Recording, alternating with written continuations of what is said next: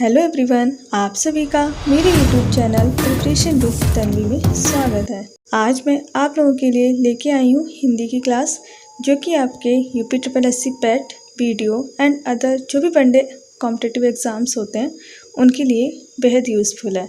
तो स्टार्ट करते हैं अपनी क्लास का पहला क्वेश्चन। अनुकरणीय शब्द में कौन सा प्रत्यय लगा है? ऑप्शन है हमारे नंबर 1 ड़िए, नंबर 2 अनु, नंबर 3 ईए, नंबर 4 नीए। पूछा है अनुकरणीय जो वर्ड है उसमें प्रत्यय कौन सा लगा। प्रत्यय बोलते हैं जो शब्द के पीछे लगाए जाते हैं। तो अनुकरणीय में जो हमारा प्रत्यय लगा है वो लगा है ईए, अनुकरण धन ईए। तो ऑप्शन नंबर 3 जो है वो इसका राइट आंसर हो जाएगा। नेक्स्ट क्वेश्चन नंबर 2, जिसका इलाज ना हो सके उसके लिए उपयुक्त शब्द है। तो इसमें वाक्यांश के लिए एक शब्द पूछा है जिसका इलाज ना हो सके। तो जिसका इलाज ना हो सके उसे बोलते हैं असाध्य। तो right answer is option number 1। Next question number 3, Ganga नहाना मुहावरे का अर्थ है। तो गंगा नहाना मुहावरे का अर्थ होता है कठिन कार्य पूर्ण करना। कठिन कार्य को पूरा करना, ये होता है गंगा नहाने का अर्थ। जैसे हम लोग कहते हैं ना कि ये एग्ज़ाम पास कर लें तो हम समझ लो गंगा नहा लिए, तो ये होता है कि कठिन कार्य को पूरा करना गंगा नहाने मुहावरे का अर्थ है। नेक्स्ट क्वेश्चन नंबर 4, काल कितने प्रकार के होते हैं? तो काल कितने प्रकार के होते हैं? राइट आंसर हो जाएगा हमारा ऑप्शन नंबर 2 तीन प्रकार के काल होते हैं हमारे, वर्तमान काल, भूतकाल, भविष्यकाल। नेक्स्ट बर्तनी की दृष्टि से शुद्ध शब्द है। तो यहाँ पे 4 ऑप्शन दिए हैं, उनमें से हमें बताना है कि सही कौन सा लिखा है। तो अनुग्रहित जो है वो सही से कैसे लिखा जाता है? तो इसका जो राइट आंसर हो जाएगा हमारा ऑप्शन नंबर 2 अनुग्रहित। ये इस टाइप से लिखा जाता है। रा जो होता है वो हमारा नीचे गृह वाला रा लगता है, जो घर में लगा होता है गृह, वो वाला रा लगता है। तो ऑप्शन नंबर 2 इसका राइट हो जाएगा। नेक्स्ट क्वेश्चन है क्वेश्चन नंबर 6, तुलसीदास के रामचरितमानस में किस कारक का प्रयोग हुआ है? पूछा तुलसीदास के रामचरितमानस, तो के वर्ड जहाँ पे आता है वो हमारा होता है संबंध कारक। तो राइट आंसर हो जाएगा ऑप्शन नंबर 2 संबंध कारक। नेक्स्ट क्वेश्चन नंबर 7, बर्ड का एक कौन सा अनेकार्थी शब्द नहीं है? तो इसमें से जो 4 ऑप्शन दिए हैं उनमें जो एक हमारा है वो वर्ड का अर्थ नहीं है दर्शाता है। तो वर्ड का अर्थ रंग भी होता है, अक्षर भी होता है, शब्द भी होता है, वर्णन करना इसका अर्थ नहीं होता है। तो राइट आंसर ये हो जाएगा option number 4। Next question number 8, पहाड़ टूट पड़ना मुहावरे का उपयुक्त अर्थ है। तो पहाड़ टूट पड़ने का अर्थ होता है कि जैसे कहते हैं ना उस पर तो एकदम पहाड़ टूट पड़ा, मतलब भारी विपत्ति का आना। तो राइट आंसर हो जाएगा हमारा ऑप्शन नंबर 3 भारी विपत्ति आना। नेक्स्ट क्वेश्चन नंबर 9, आँख शब्द का तत्सम रूप है। तो आँख का तत्सम रूप पूछा है। ऑप्शन है हमारे नयन, लोचन, विलोचन, अच्छ। तो यहाँ पे तत्सम पूछा है तो हमारा हो जाएगा ऑप्शन नंबर 4 अच्छ। और बाकी नयन, लोचन ये हमारे इसके पर्यायवाची हैं, लेकिन तत्सम अच्छ हो जाएगा। नेक्स्ट क्वेश्चन नंबर 10, निम्न में कौन सा वाक्य शुद्ध है? तो इसमें हमारा शुद्ध पूछा है, तो हम पहले 4 ऑप्शन को पढ़ेंगे फिर हम बताएं। पहला है ताजमहल की सौंदर्य अनुपम है। तो पढ़ने में अटपटा लग रहा है, ताजमहल की सौंदर्य। नेक्स्ट है ताजमहल का सौंदर्य अनुपम है। नेक्स्ट ताजमहल का सुंदरता अनुपम है।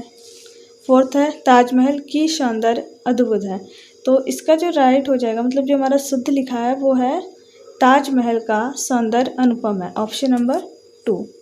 नेक्स्ट क्वेश्चन नंबर 11, हवा का पर्यायवाची नहीं है। इनमें से कौन सा है जो हवा का पर्यायवाची नहीं है? दिया है हमारा पहला वायु, दूसरा अनिल, तीसरा सलिल, चौथा समीर। तो हवा का नहीं है, तो वायु हमारा होता है, अनिल भी होता है, समीर भी होता है। सलिल हमारा हवा का पर्यायवाची नहीं होता है। तो सलिल हमारा हवा का तो नहीं होता है, लेकिन सलिल किसका होता है? तो सलिल होता है हमारा पानी का पर्यायवाची। क्योंकि आप लोगों ने एक दोहा पढ़ा होगा, रहीम जी का बहुत ही प्रसिद्ध दोहा है, 9th या 10th क्लास में है शायद, कि गुनते लेत रहीम जन सलिल कूप से काढ़, कूपों से कम होत है मन काहू को बाढ़। तो जो सलिल होता है वो पानी के लिए यूज़ किया जाता है। तो सलिल हो गया हमारा पानी का पर्यायवाची, जो कि हवा का नहीं होता है, तो नहीं पूछा, इसलिए आंसर हो जाएगा ऑप्शन नंबर 3। तो हवा का वायु हो गया, अनिल हो गया, समीर हो गया। हाँ, यहीं पे अनिल हवा का होता है, लेकिन अनल किसका होता है ये आप लोग कमेंट बॉक्स में बताना। बढ़ते हैं नेक्स्ट क्वेश्चन पे। क्वेश्चन नंबर 12, महिमा का विलोम है। तो इसमें से हमारा महिमा का विलोम कौन सा है? लघिमा, लघुत्व, महत्व, गुरुत्व। तो महिमा का अपोजिट पूछा है तो इसलिए हो जाएगा ऑप्शन नंबर 1, महिमा का उल्टा होता है लघिमा। नेक्स्ट क्वेश्चन नंबर 13, गुरु ने ज्ञान दिया। इस वाक्य में ने जो वर्ड है वो किस कारक के लिए प्रयुक्त हुआ है? तो ने हमारा होता है, जैसे हमारे 8 कारक होते हैं, कर्ता ने, कर्म को, तो ने होता है हमारा कर्ता कारक के लिए। तो राइट आंसर ऑप्शन नंबर 3, कर्ता कारक। अगला क्वेश्चन है क्वेश्चन नंबर 14, चूरन का तत्सम शब्द है। तो चूरन का तत्सम हमारा हो जाएगा चोड़, तो ऑप्शन नंबर 2 हो जाएगा इसका राइट। नेक्स्ट क्वेश्चन नंबर 15, नीचे दिए गए विकल्पों में से एक शब्द घर का पर्यायवाची नहीं है, उसे चयनित कीजिए। तो ये 4 हमारे यहाँ पे दिए हैं, उसमें से एक जो शब्द है वो घर का पर्यायवाची नहीं है। तो भवन हमारा घर का होता है। नेक्स्ट है भुवन, निकेतन, सदन। तो भवन, गृह, सदन, निकेतन ये हमारे घर के पर्यायवाची होते हैं, जबकि भुवन ये हमारा घर का पर्यायवाची नहीं होता है। तो नहीं पूछा इसलिए भुवन राइट आंसर हो जाएगा। बट भुवन होता किसका है? तो भुवन जो पर्यायवाची होता है वो होता है हमारा संसार का। तो इसमें घर का नहीं है, तो right answer is option number 2। अगला क्वेश्चन, क्वेश्चन नंबर 16, चरर मरर खुल गए अरर सर्व स्फुटों से, पंक्ति में कौन सा अलंकार है? ऑप्शन है हमारे नंबर 1 यमक, नंबर 2 अनुप्रास, नंबर 3 श्लेष, नंबर 4 रूपक। तो चरर मरर खुल गए अरर स्वर स्फुटों से, इसमें जो हमारा अलंकार है वो है अनुप्रास अलंकार, क्योंकि एक ही वर्ड की बार बार आवृत्ति हो रही, रा रा रा, चरर मरर खुल गए अरर, तो इसमें अनुप्रास अलंकार हो जाएगा। अगला क्वेश्चन पे बढ़ते हैं, क्वेश्चन नंबर 17, समास शब्द का अर्थ होता है। तो समास शब्द का अर्थ होता है ऑप्शन संक्षेप, ब्याल, टिप्पणी, सार। तो समास शब्द का अर्थ होता है संक्षेप। संक्षेप में कहना, जैसे समास में क्या होता है, जैसे हम लोग बोलते हैं जैसे 10 सिर वाले को दशानन, तो उसे एक शॉर्ट में हमने संक्षेप में कह दिया दशानन।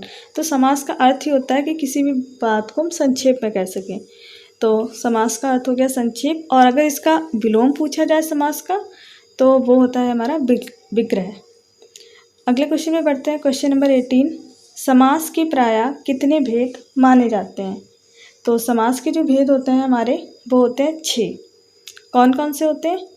द्विग समास, द्वंद्व समास, अव्ययभाव समास, कर्मधारय समास, तत्पुरुष समास, बहुप्रिय समास। तो ये 6 हमारे समास के भेद होते हैं और ये इसमें पूछा है, तो right answer is option number 3, 6। अगला क्वेश्चन, क्वेश्चन नंबर 19, निम्न में कौन सा वाक्य शुद्ध है? नंबर 1, अंकों की औसत अच्छी है। नंबर 2, अंकों की औसत अच्छा है। नंबर 3, अंकों का औसत अच्छा है। नंबर 4, अंकों का औसत अच्छी है। तो शुद्ध या अशुद्ध वाक्य की हम पहचान करते हैं उन्हें बोल के, पढ़ के, देख के। तो जो बोलने में सही लग रहा है वो हमारा शुद्ध होता है। तो हमने देखा अंकों की औसत, पढ़ने में ही अटपटा लग रहा है। अंकों की औसत अच्छा है, ये भी पढ़ने में ही अटपटा है। अंकों का औसत अच्छी है, ये भी गलत हो जाएगा। तो इसका जो शुद्ध वाक्य है वो है अंकों का औसत अच्छा है, ऑप्शन नंबर 3। अगला क्वेश्चन, क्वेश्चन नंबर 20, कितने पाकिस्तान उपन्यास के लेखक हैं? Number 1, Munshi Premchand. Number 2, Jaishankar Prasad. Number 3, कवि कमलेश्वर। नंबर 4, मोहन राकेश। तो कितने पाकिस्तान जो उपन्यास है उसके जो राइटर हैं वो है हमारे कवि कमलेश्वर, ऑप्शन नंबर 3।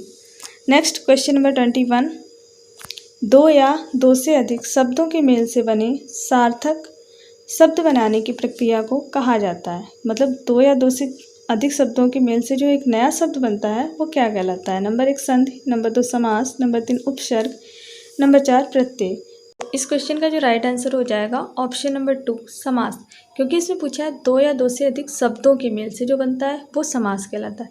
बट हाँ, यहीं पे अगर होता 2 या 2 से अधिक वर्णों के मेल से जो बनता है वो हमारा कहलाता है संधि। संधि में वर्णों का मेल होता है, जबकि समास में हमारे शब्दों का मेल होता है।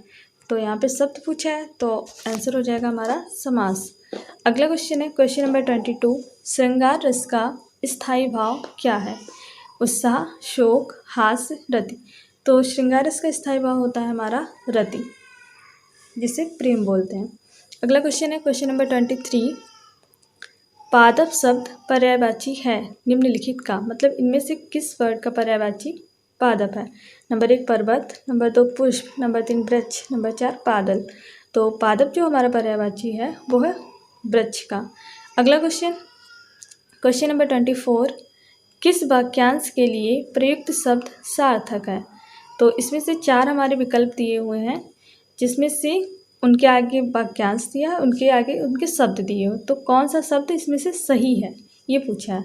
जैसे पहला हमारा दिया है व्याकरण जानने वाला वीर प्रशु, तो व्याकरण जानने वाला वीर प्रशु नहीं कहलाता, वो कहलाता है व्याकरण, ये कहलाता है।